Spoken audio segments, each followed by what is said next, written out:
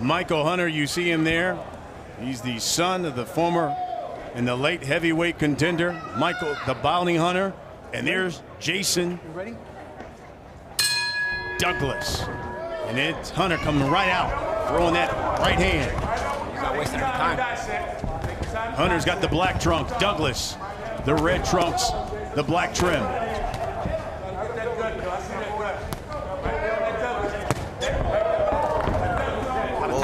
With these kind of opponents, you just want to show right off the bat that they're not on your level. And sometimes you convince them pretty quick and they take a knee. But we'll see. That's what he's doing.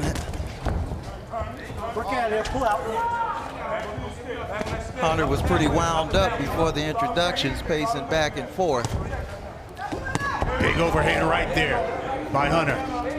Douglas must have skipped bail because he's coming to get the bounty.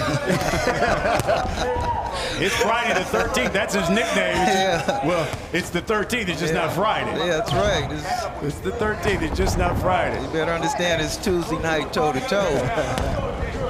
He's got to let something go to get his respect, though. He just can't let Hunter pound on him. Yeah. Right now he seems like he's strictly defensive. Maybe he's trying to feel out Hunter's power and see what kind of a assault Hunter brings. There he goes. He's starting to get himself off a little bit. There's the stiff jab there from Douglas.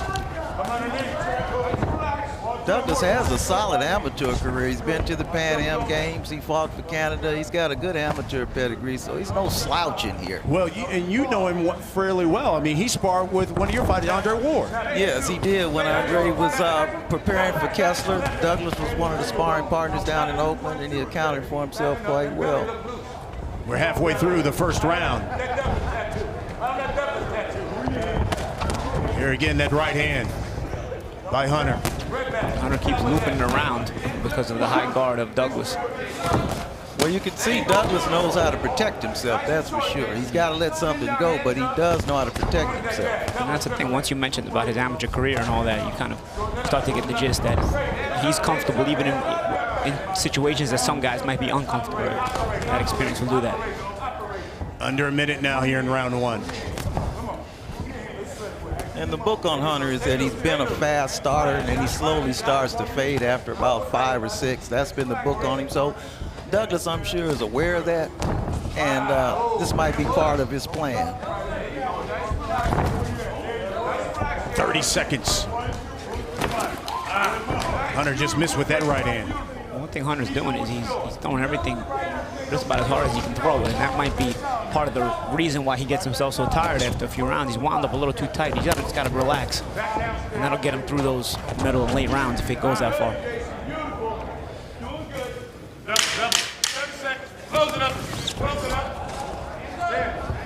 Here comes the final seconds of round one, and it's a right hand by Hunter. And a left hook at the bell. It's the Rangers and Blue Jays. Then it's the Astros and Royals in the winner-take-all action. Coverage begins at 3 p.m. Eastern, and the only place you can see the action tomorrow is here on FS1. And how about the lovable losers who are now winners, the Cubbies? Congratulations to the people of Chicago. There's a right hand. That one stunned Douglas. Hunter on the attack. And I'm not sure if Douglas is stunned, but he's going to have to get some sort of respect. But again, this goes back, Verge, to the fact that Hunter is wound tight and he comes out throwing so many punches and a lot of hard punches. Throwing punches everywhere, but you know, he's leaving himself open coming in too. He's not showing Douglas any respect right now. He's coming in with his head up and his hands down, and he's not paying attention to defense himself. So I'm sure Douglas sees that and is waiting to seize the opportunity. Waiting for that straight right hand as he had been looping the other ones. He landed a nice one too there. There's a left hook behind the head of Douglas. This right here is the jab that he's using now. This is the kind of thing that makes you control the tempo and get through those middle rounds. There's another straight right hand. Right off the jab, that right hand from Hunter. And then once he started straightening out this right hand, he's landed the better right hands. I mean, I know sometimes when the guy's got his guard up, you want to go around the guard, but sometimes going right up the middle, that straight right hand will do more damage. And he did it off a good, educated jab. He just put the jab right down the trajectory he wanted to send that right hand. Douglas is starting to puff up around the eyes. He's welting around the eyes right now. Oh yeah, that jab, that right hand split the guard. Nice up jab. I like that. Showing an educated jab and a nice body shot. Yeah, left hook to the body by Hunter. You can't deny Hunter's skill, particularly for a young heavyweight moving up, a young cruiserweight and heavyweight. I guess we can say both. But he does have skill. He has good technique. He has good legs. Just has to continue to press in his career and stay focused. Right hook there by Hunter. In fact, Virgil's first fight of the year, he weighed 237 when he fought Avery Gibson. Then he slimmed down here to cruiserweight. Well, we spoke earlier in the intro about conditioning, and I guess when he fought at 230, he certainly had to feel that in the pros. You don't feel it as much in the amateurs, but in the pros, you feel it. Both of these guys throwing bombs here, under 30 seconds. Ultimately, with this carrying around less weight, it could help his conditioning as well, Virg. Most definitely. He seems to be in good shape right here in the first 2 rounds, Paul. And let's see how it looks if it goes into 5 and 6. The way it's looking, Douglas better do something right now. And you talk about conditioning. How about Douglas? I mean, he took this fight on a couple of weeks' notice, but he said he was training, he was already in shape. Well, you can see Douglas pacing himself. Just ate a right hand. And he drops. 3, 4, look at me. 5, 6, 7, 8. You okay? Walk to me. Give me gloves. Time. Corner, And that's the bell. As Hunter drops him right before the bell here in round 2. And here we're getting a look at the knockdown as Hunter had just landed a nice counter right hand over the top of Douglas. It probably got the attention of him. And then this sharp right hand lead over the right behind the ear, and that'll always get you with the equilibrium. But that's actually the second right hand. I think the first one was a counter over the top of the jab, Brian, and first got attention and got him backing up. Well, let's see if Hunter jumps right back on him. Here's a body shot right to the body by Hunter. I like what Hunter just did. He came out patient. And he just hit Hunter.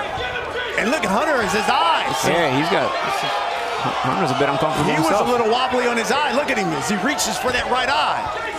We don't know if it was a punch or a thumb. Yeah, sometimes a thumb will get you, man. We'll see. But There's another left hook by Douglas. Yeah, Douglas has his attention. Well, Douglas is reacting like it was a punch and not a thumb. He believes he hit him because he picked up his tempo. Corner of Douglas is imploring him to come forward. There's a right hand by Douglas. This is part of that maturing process as a prospect. We'll see how Hunter deals with this stuff here. This is the fight games. You're right, Paulie. Things can change real quick. Another left hand. Douglas. And these are the moments you go back to your fundamentals. You don't go crazy. You get back on your jab and try to gain control of the tempo. Exactly. Now, Hunter made a fundamental mistake when he got caught with that right hand. He pulled back with his head up and his left hand down. But he seems to have gotten control of himself now. He continues to stick Douglas here with the jab, but there's a right hand by Douglas. Again, he pulls back and he goes right into the line of Douglas's right hand. I'll tell you, a couple of feints by Hunter would have helped him control the tempo better with that jab.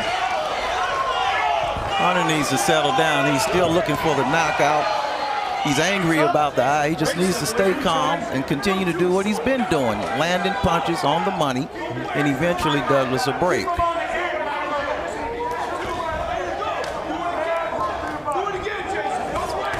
Double jab by Douglas.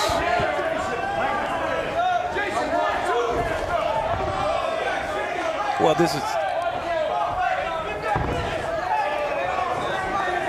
These are the dead spots here that Douglas has to, Michael Hunter has to try to control with just his jab. I mean, this is what I mean. He swung for the fences there. Uppercut there. Yeah, he went for Bolo like the old Kid Chocolate. And Paulie, this is some of the word out on Hunter, that when it gets tight and when controversy shows up, when it gets tough, he'll show signs of falling, not quitting, but show signs of falling to adversity instead of overcoming it. He's got to get over that hurdle. Under 30 seconds here in round 3. There's a right to the body by Douglas. Oh, nice shot. Ribs. Douglas has landed some significant punches And a this cut. round. Look at the cut there on the eye. That might have been the butt that followed the body shot, because he came in with his head after that. I don't know if that was a punch. Good combination. Big combination here by Hunter. Hunter's fighting on emotion. And Douglas Douglas goes down. 3, 4, look at me. 5. I'd like to see the replay on that. I don't know if it was a knockdown or a push, as Douglas was slipping. Time. Go to corner. Come here. For the second time, Douglas goes down. Round 4 when we come back. Here we saw in the first round earlier in the round where Douglas was being bothered by the eye. And here it is, a counter jab by Douglas, kind of grazes the face of Hunter, but it seems like it is a thumb in the eye. And later in the round, the right hand right to the head.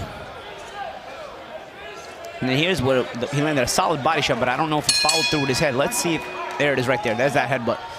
And open up the cut. Yeah, cut over the left eye of Hunter. But Douglas has now gone down in the second, and he went down towards the end of the third. Well, even though it was a thumb, Hunter actually turned his head into that punch. And so the thumb of the glove caught him in his right eye. So it's a combination of him turning his head. And drops Douglas. Right on the chin. 4, look at me. 5, 6, 7, 8. Are you okay? Yes, sir. You got to start showing me something. Give me them gloves. Jack Reiss, the referee, one of the best in the business. Let's see if Hunter tries to stop him. Here's a left hook by Douglas. Come on. Hunter has to shorten up those punches.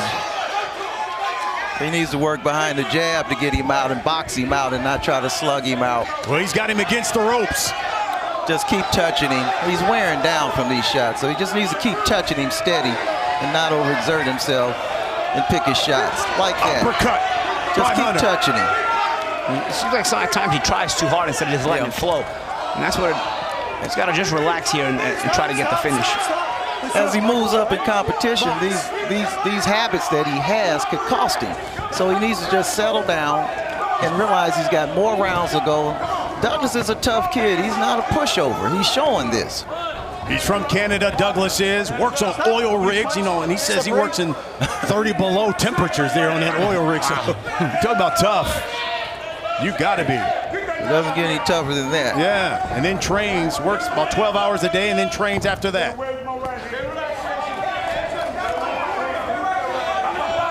Here's another right hand by Hunter.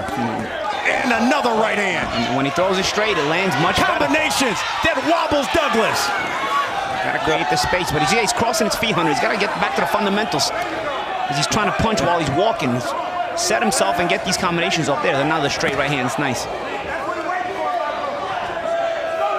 And he keeps his fundamentals, even when going for the finish, he has better success. Listen, Douglas has got no snap at all on his punches. He's ready to go. Well, you wonder how much longer Hunter can keep this up. He needs to just settle down and do the job like a pro. Here's a body shot. And that's what he needs to do, hit the body. Jack Reiss is looking closely at Douglas. Another combination on the ropes, and Douglas goes down again. 3, look at me. 4, look at me. 5, 6, 7, 8. You all right? Yeah, Douglas is tough. Last shot. Yep, last shot. Box. You heard Jack Reiss tell him this is your last shot here. Final seconds. Stop. Turn around. Time. How about Douglas? Look, he went to the wrong corner. Chase. What happened? I don't know, man. I think he's done. Yeah. He's showing all the signs of wanting to quit. Yeah. Let the doctor look at me. He got shit tonight. And I can't blame him at this point. I mean, he's been down quite a few times, taking some clean shots. A 2-week notice. Yeah.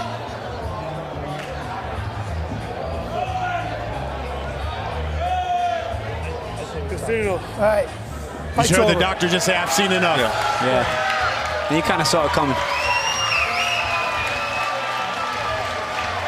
Michael Hunter told us he needs to look spectacular tonight. He gets himself a spectacular victory as he stops Jason Douglas here in the 4th round.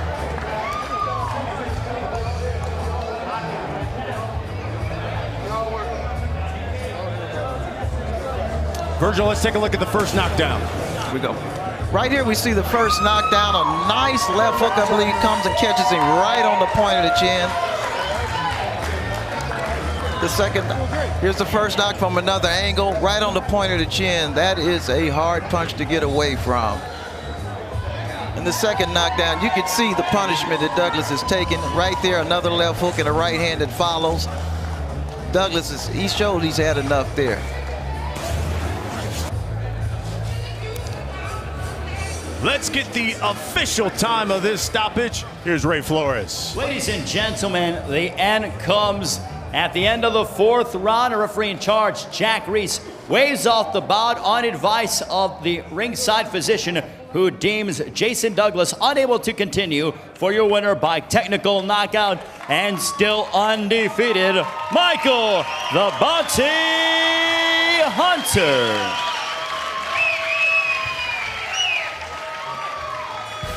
Michael the Bounty Hunter, now 10-0, gets another knockout and another victory. You're watching the PBC here on FS1.